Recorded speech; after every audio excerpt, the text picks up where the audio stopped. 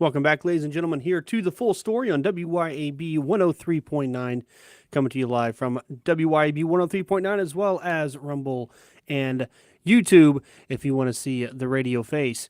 But we're getting into a busy day into this week. A lot of crazy things has happened at the beginning of this week as President Biden is looking to completely shake up things and try to mess up as much as he can before Donald Trump comes into office, as well as some problems with the Canadian Prime Minister Justin Trudeau. So one thing I want to try a new format that I want to try this morning is taking a break very early on, because as we start out very early, obviously we have a lot of listeners that come in later in on the show.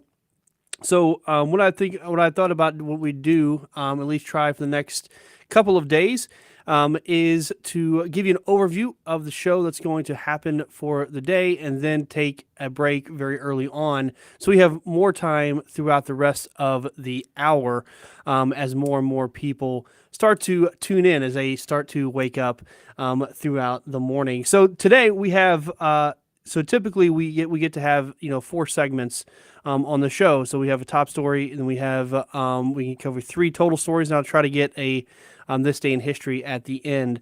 So what I want to cover this morning is I want to talk mainly about the things that President Biden is trying to completely screw up before Donald Trump gets into office. And he's, we've talked about the pardoning and all that craziness, but now he is trying to, or he has already now, released 11 Guantanamo Bay detainees. Just let them go to the Middle East. We're going to talk about that. As well as completely restricting drilling sites off of several different areas from federal land throughout the United States, which is interesting because we're going to talk about the legal implications of that and how the president can enact it, but the president can't just get rid of that action without Congress, according to a 2019 ruling.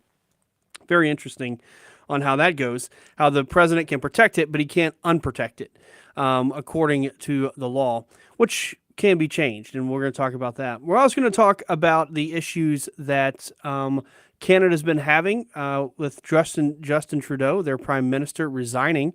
There has been a marked dissatisfaction in Canada, much like there has here in the United States. Even worse, though, for them, as that guy's been in charge for over a decade now, and things haven't improved with his liberal government. And now with Donald Trump becoming president, the people in Canada were very much worried. How are they going to compete, and how are they going to be able to be competitive with the United States? So we're going to talk about that as well. So we have an action-packed hour ahead of us. As always, if you want to call in during the show or during the breaks, the number is 601-879-0002. But we're going to go ahead and take our first break right here. And then we're going to get right into our first 2 stories, which is going to be how Biden is trying to upset the apple cart before Donald Trump can get into office. So keep it tuned here to the full story on WYAB 103.9.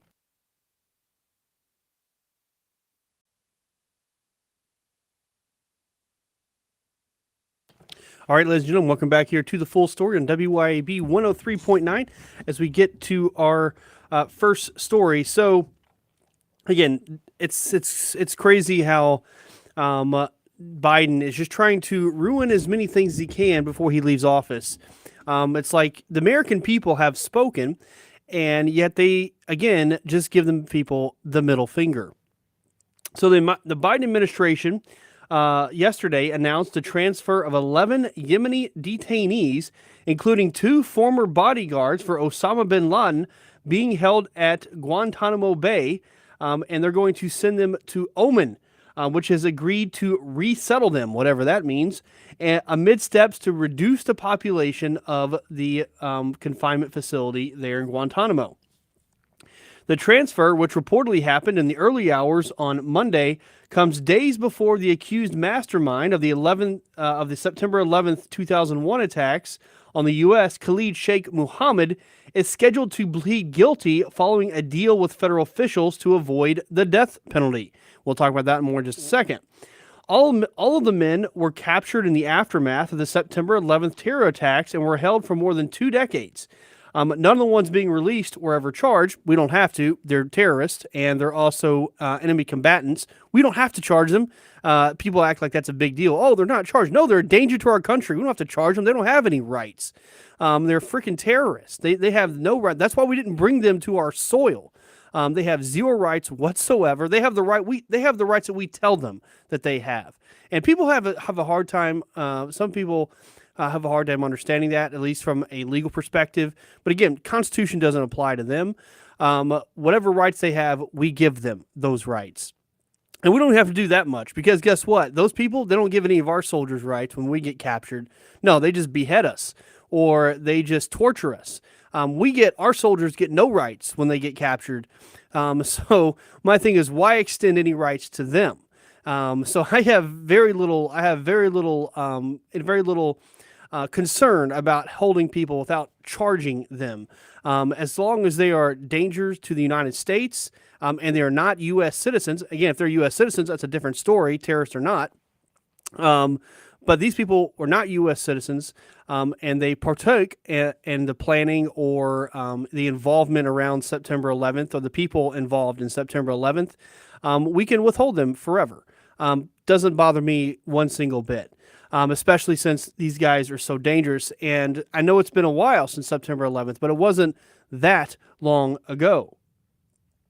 The Defense Department said in a statement, this is how far our DOD has fallen. When they praise a movement like this, they said, the United States appreciates the willingness of the government of Oman and other partners to support ongoing U.S. efforts focused on responsibly reducing the detainee population and ultimately closing the Guantanamo Bay facility. And again, why? I get it, right? I was in the U.S. Army JAG Corps. I prosecuted a lot of cases. I practiced military law. The military commissions is what is involved with prosecuting these individuals.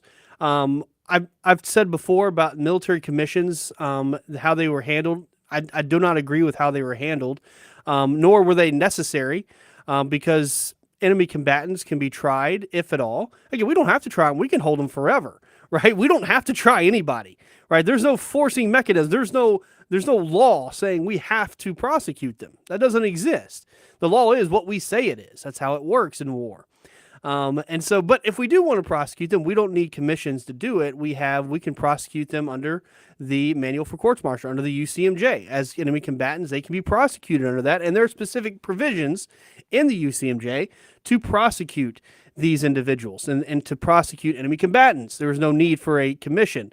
By adding the commission, they kind of created issues and essentially creating rights that didn't need to be created, and just making things problematic. But again, at the end of the day, we don't have to charge them. We can hold them forever. And why close Guantanamo? I never understood what the push was to close it. If people are mistreated, again, I'm sorry. The only reason I care about the mistreatment of prisoners is how it looks on the United States. I couldn't care less if those guys are mistreated, because I know for a fact, if the tables were turned and they had Americans, those Americans would be tortured horribly. I know that for a fact. We've seen it, right? We know that they would film their public executions. So I have very little concern. I have very little of a bleeding heart for these individuals. The only thing that stops people from torture and things like that is I don't torture your people, so you don't torture my people. That's how it works in reality, right? We have all these things like the Geneva Convention, which, the terrorists don't go by. But all that stuff, right, it's unenforceable. It really is. At the end of the day, we like to think, we're going to have some kind of legal war or some kind of stuff like that. And this stuff has come up too with Israel and Gaza and what's going on there. But the fact is that there's no such thing as an illegal war, because as I said, war is by and of itself the failure of law. It is the breakdown of law. And as I say, all is fair in war, right? The only enforcement mechanisms you have in war is I won't bomb your ambulances because I don't want you to bomb my ambulances and my hospitals, right? That's kind of how it goes. But if you bomb my hospitals, then there's nothing preventing me from bombing yours.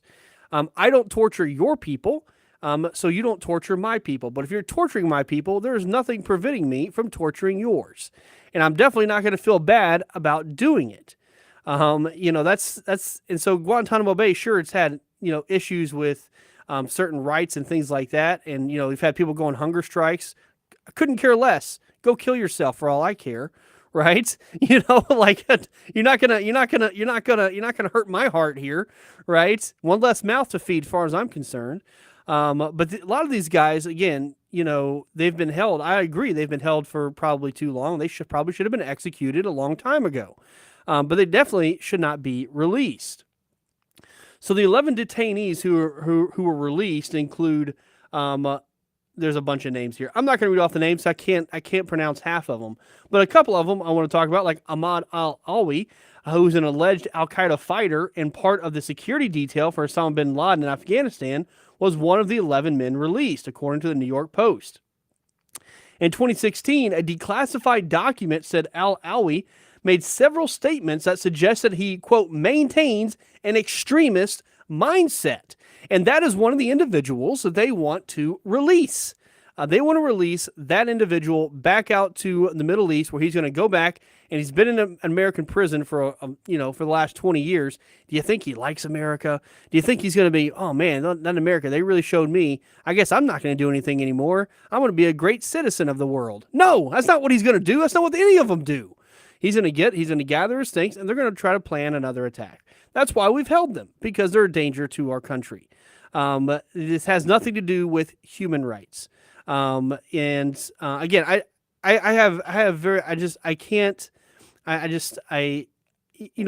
the things with torture, the CIA black sites and all this other stuff that we had going on since the last 30, 20 years. Again, the thing with all that stuff is that torture, you don't get good information out of torture.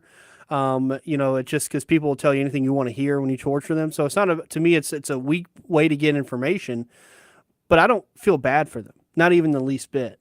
Because again, does anybody, I guess there's a lot of people now there's voters out there now who were not even born during September 11th. But all the wars that we had after that, but a lot of people in my generation has fought and died over there, since then. And these are the kind of guys that would shoot you in the back and all this other stuff. And I have no sympathy whatsoever for them. Because that's, that they are fighters and they are soldiers. And in that regard, they should receive a soldier's death. So I'm all for giving them the firing squad. That's what should be the end result for these people. And unfortunately, like I said, we've held them for too long because of the back and forth trying to do things politically correct. That's the problem. The problem hasn't been Guantanamo Bay. The problem is that we haven't enacted swift justice, which in military justice, it is supposed to be swift. It is not supposed to take 20 years to get to it. They're not supposed to get all of these appeals and whatnot, or any of that stuff, right? Because again, it's what we give them, nothing less, nothing more, nothing less. So there could have been swift justice that was enacted, and that hasn't been done. And that's the problem here, is that now the Biden administration, because there was a lack of swift justice, the Biden administration has now had the opportunity to just release them. And that's a failure on previous administrations to allow this to happen as well. I mean, it's despicable, and it ends with this despicable note of Biden just completely releasing them. As far as Aman al-Sharibi, who is another alleged bin Laden bodyguard who's also released, a 2020 declassified file said he was bin Laden's bodyguard and trained in Afghanistan before the September 11th attack. He also, quote, may have been associated with an aborted 9/11 style hijacking in Southwest Asia led by Al-Qaeda External Operations Chief Khalid Sheikh Mohammed. So the transfer was carried out as part of an early morning secret operation on Monday, days before Mohammed, who is Guantanamo's most notorious prisoner, was scheduled to plead guilty to plotting the September 11th, 2001 attacks that killed nearly 3,000 innocent people in exchange for a life sentence rather than the death penalty. The deal given to Mohammed and co-conspirators Walid bin Attash and Mustafa al-Hawsawi has been heavily criticized by Republicans and 9/11 families, and should be heavily criticized by all Americans, because that was an attack on America. And to just give someone who has planned the attack and the murder, the complete massacre of innocent civilians. Again, they didn't attack a military base. They were cowards and attacked civilians. Civilians just trying to take their day, just trying to go to work that morning. And throughout, outside of the Pentagon, that was the only one that was a legitimate military target. Outside of that, all the other ones being civilians, and of course they use civilians to attack the Pentagon like cowards. That's what they are. And for them to just be released or to have life sentences, and again, life sentences where they get to go to an American federal prison. That they get to live that life of luxury, a better life they ever would have lived, even in their own country. That is absolutely abhorrent, and that is just, it's unacceptable. They tried to do this a little bit earlier, and among the backlash, and then Secretary Lloyd, who's the DOD secretary, pulled back the plea agreement, but now they're going forward with it anyway. And I feel sorry for the JAG officers that were involved with that, because they threw them under the bus back then. They said, oh, we didn't approve this, we didn't do this, and they threw those JAG officers under the bus. One of the reasons I had to get out of the JAG Corps, by the way, because they will throw you under the bus as soon as you, if it's politically advantageous to them, they will throw you under the bus before you know it. And I feel sorry for those. Those prosecutors never should have signed off on that anyway. They should never have said, okay, that sounds good. And then they had the backing of the administration. And then when it becomes public, the administration pulled the rug. Oh, we never did that. Those guys acted out of turn, and then threw them under the bus. And then now months later, they're doing the same thing. Now that they've lost the election. So that was before they had lost the election. So they didn't want that. That was a bad news to get out for the election. Oh, we're going to let go the mastermind of the 9/11 attacks. I say let go. He's going to get a life sentence. That's essentially letting him go, letting him off essentially scot-free. But that wasn't politically advantageous at the time. So they threw those guys under the bus, burned them until after the election, and now, a couple days, we're at now we're 13 days before the inauguration. They're going to go ahead and approve the deal. That's just that just to me is it's completely it's cowardly on their end. Throwing those JAG attorneys under the bus like that is just blows my mind. But again, that goes to show you you can't have any kind of loyalty with those people. And then they go ahead and do it anyway when they have nothing to lose anymore because they lost the election. And that's what I don't understand though. You lost the election. Why do this? Like there is no political advantage you get from this. All it is, it's just punishing the country is all it is. That's just pure and simple. It's just punishment of the country. It's not good politically. It looks bad. There's no way to spin that as good. It's just say, hey, we lost, so we're going to show you guys. We're going to, the guy who killed 3,000 innocent Americans, we're just going to let him on a life sentence. And all those other guys, we're just going to let them go. We're just going to let them go. And it's like, what are you doing? This is so abhorrent and so despicable. It's hard to believe that they could do something like that, but that is exactly what they're doing because they want to punish the United States. They're angry that they lost, and this is their way to say, F you, country. Here's the middle finger to you, because we don't care if these people massacred our own citizens.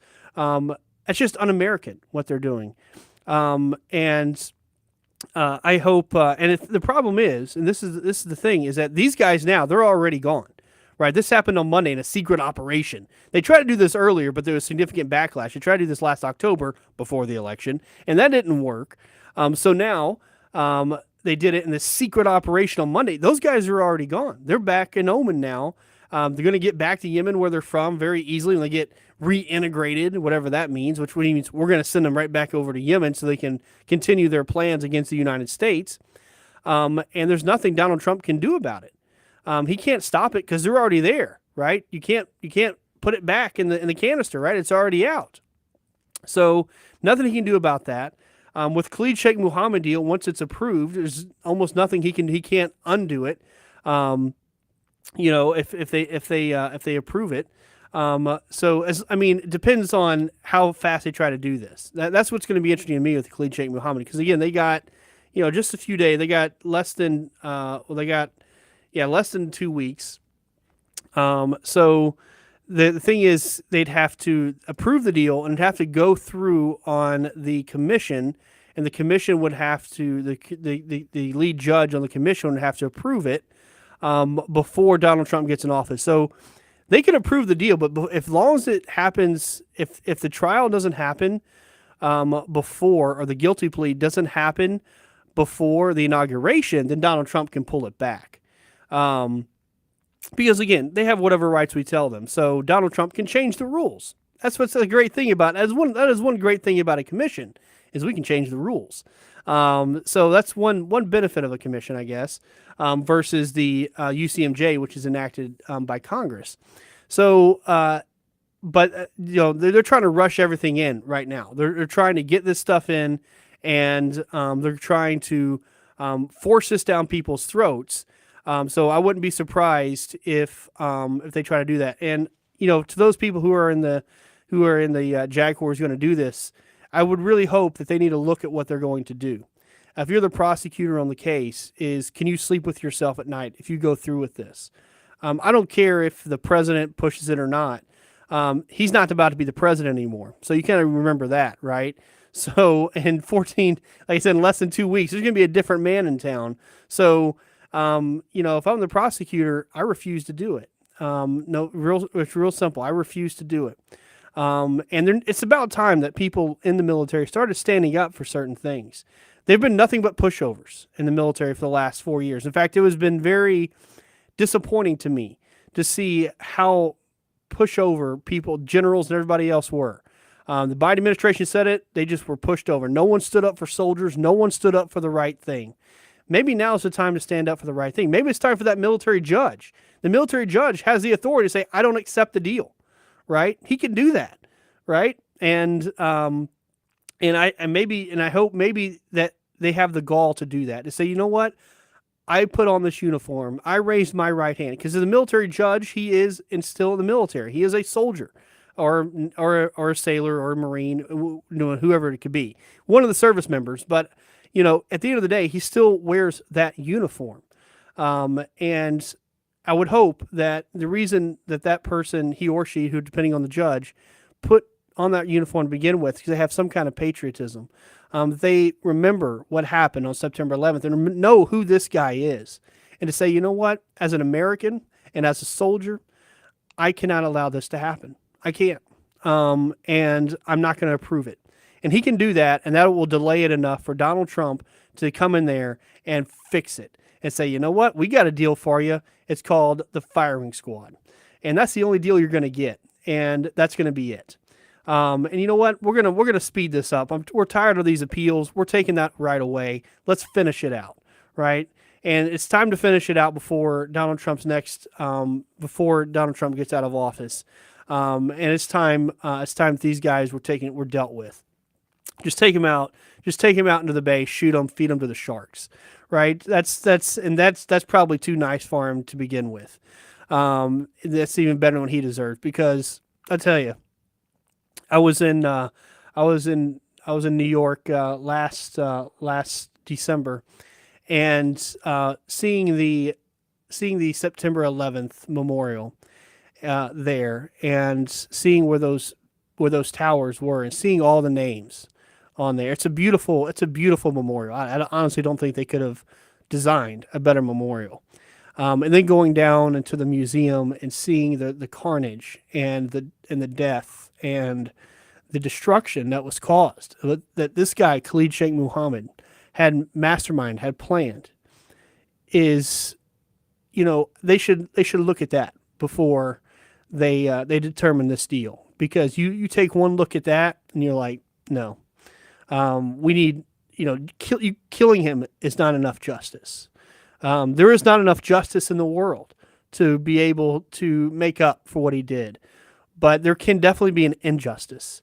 And it's an injustice to just let him, just have his rest of his life in prison. And it's definitely an injustice just to let these 11 guys go. It's too late for them. They've already let them go.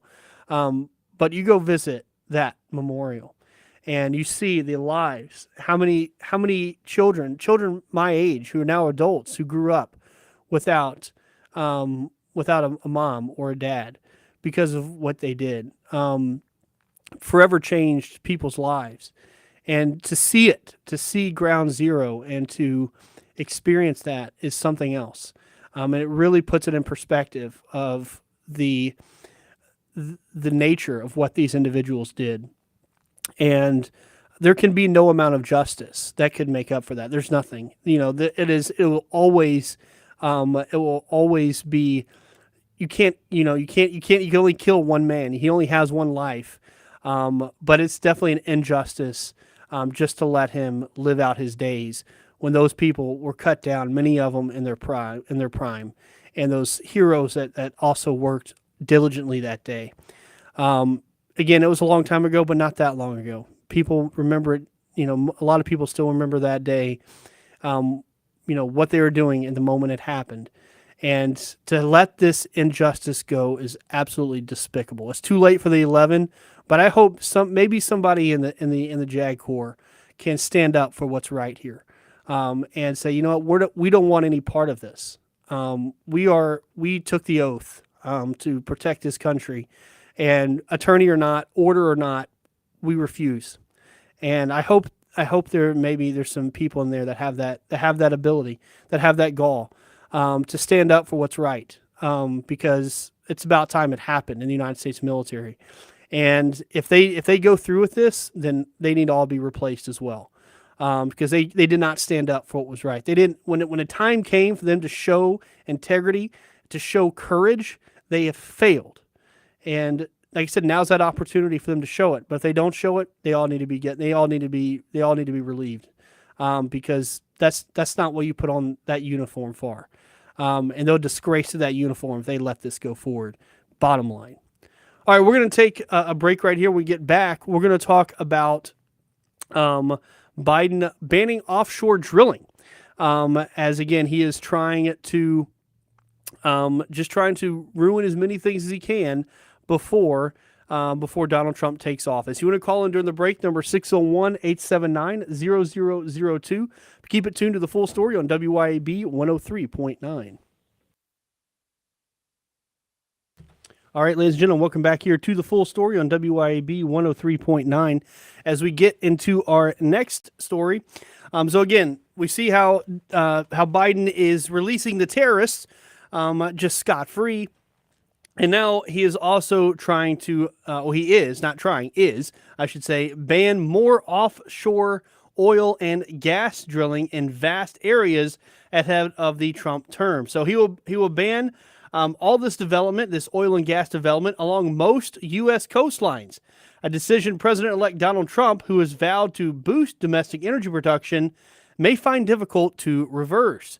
So the move is, a lot of it's considered symbolic, as it's not right now in areas that are currently under development, but it prevents them from having future development, which is kind of the big thing there. It's in both the Atlantic and Pacific Oceans. So the White House said on Monday that Biden will use his authority under the Outer Continental Shelf Lands Act to protect all federal waters off the east and west coast, the eastern Gulf of Mexico, and portions of the northern Bering Sea and Alaska. The ban will affect, get this, 625 million acres of ocean. So Biden said the move was aligned with both his efforts to combat climate change, yeah, and his goal. Sorry, I had a hard time getting that out before laughing. And his goal to conserve 30% of U.S. lands and waters by 2030.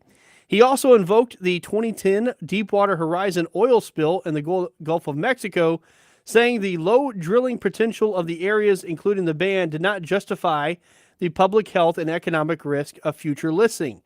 So my question is, why now? If it's so important, right? If it's so dangerous that you got to do it, why'd you wait till after the election? Why are you waiting until, again, less than 2 weeks before Donald Trump gets in office? Around 15% of U.S. oil production comes from federal offshore acreage, mainly in the Gulf of Mexico. So again, that's still a significant portion. Now, there's been a bigger portion now that's been going with onshore drilling, but 15% is quite a bit. And again, they've pretty much banned almost any other expansion, right, of it, which is crazy. I mean, they're going to give the terrorists to the Middle East and then make us dependent on the Middle East. That's kind of Biden's plan. So the announcement comes as Trump has pledged to reverse Biden's climate change policy when he takes office later this month. Trump said in an interview he said on Hugh Hewitt, which comes on right before here, he said, "It's ridiculous. I'll unban it immediately. I will unban it. I have the right to unban it immediately." But there's there's going to be some problems with that, though. Because the Land Act, which allows presidents to withdraw areas from mineral leasing and drilling, does not grant them the legal authority to overturn prior bans, according to a 2019 court ruling, meaning a reversal would likely require an act of Congress. But the good news is, guess what? We do have control of both houses. So maybe it's time to change that law. So that order, that original court order came in response to Trump's effort to reverse Arctic and Atlantic Ocean withdrawals made by Barack Obama at the end of his presidency. So we're seeing a common trend here. Obama, right before the end, banned a bunch of stuff. Donald Trump reversed it, and the court said the president doesn't have the president has the authority to protect it, but not to unban it. And essentially that comes from the federal law itself, which didn't really give the president that authority. It gave him it gave him the authority to ban it. But he gave him the authority to ban it, but not to unban it. Which is fine, right? If that's what the law was, but you can change the law. That's just a legislative interpretation. And guess what? We have control of the House and the Senate, which means that something like that could be passed. They could change it to where Donald Trump could reverse it. So again, this is kind of the benefit of having control of both houses. This is a great opportunity for them to show that they can get together and get some legislation passed that Donald Trump that Donald Trump has promised during his presidency. Now he can still expand a lot of the onshore drilling, right? So this is specifically to offshore drilling. But again, I think this is an opportunity for that Congress to do that. Trump himself actually used the Lands Act to ban all sales of offshore drilling rights in the eastern Gulf of Mexico off of the coast of Florida through 2032. So he also used it as well. But again, it was for a very specific area.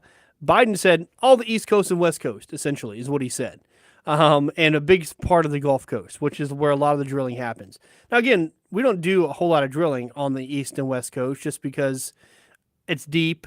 It's not like the Gulf of Mexico where it's relatively shallow. It's easy to get to.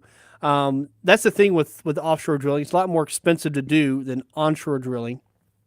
But again, I don't know what the future may hold, right? The future in drilling rigs or what have you. And they're always developing new ones. It's crazy how far they've come just in the last 50 years, these offshore rigs. So, my thing is, why purposefully bind our hands when we don't have to? There is no reason. Like, if there are certain, I completely understand, right? If there are certain ecological areas that are important, right? Like, you probably don't want to do it in Maine where it could affect the lobster population, for instance. I don't know if it would. I'm just putting that out there, right? Because lobster is a very important economic activity to Maine. So it makes sense. Okay, we're not going to allow any offshore leases off of Maine because we want to protect the lobster industry. Okay, there's a cause and effect. That makes sense. But to simply say, yeah, we're going to ban large swaths of it just because, right? That's essentially what they're doing. Just because I can, right? I'm just going to do it. That's essentially what they're doing. And that's not a really good reason to do so.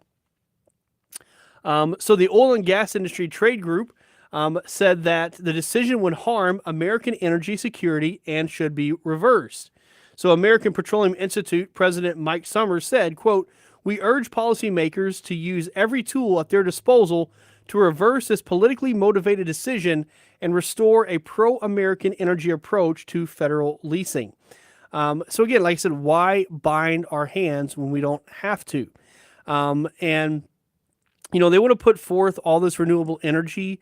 And again, the thing is, with a lot of this renewable energy, I'm for renewable energy as much as the next person is, but it can't be a complete replacement, at least at its current, levels of technology, right? Because the thing is, with oil and gas, is that as a fuel source, it is very efficient. Right? For the little amount of fuel that you have that it takes, you get a lot of power out of it. It's a very efficient fuel source for what it is from an energy standpoint.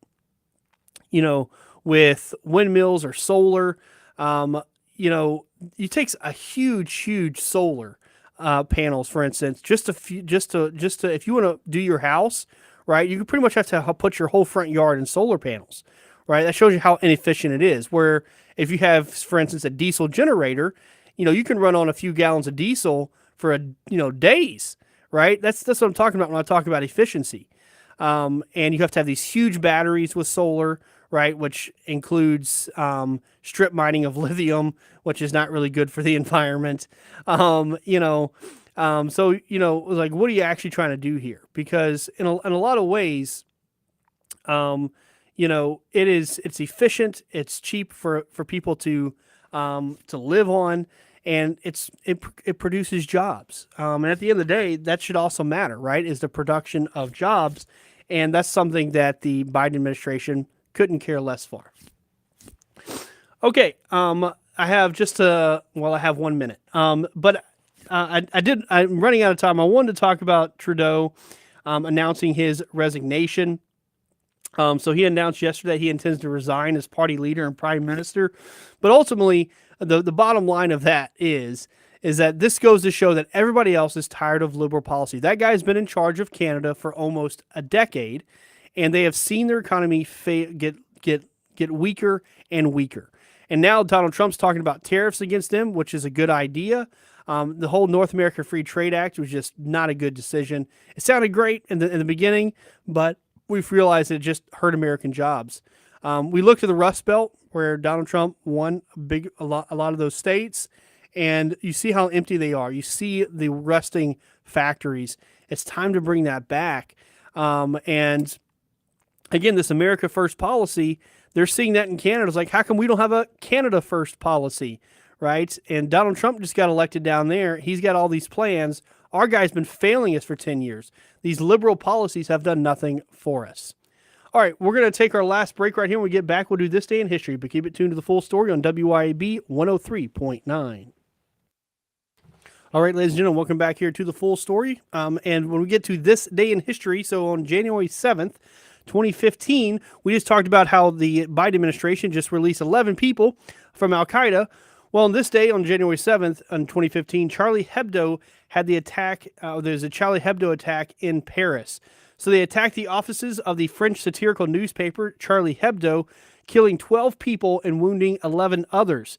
The attack was carried out by two brothers, Saeed and Sharif Kouachi, I don't know, who claimed allegiance to, you guessed it, Al-Qaeda. And where they come from? Al-Qaeda in the Arabian Peninsula, AQAP, which is, guess where? We released those 11 people, you guessed it, the Arabian Peninsula, which is where we exactly put those 11 people. And it's now they released them on Monday, but how bad of a timing can you be, right? When you released those terrorists just a day before that massacre. That's all I have for you guys today. We'll see you again tomorrow. My name is Matthew Bishop, and you've heard the full story.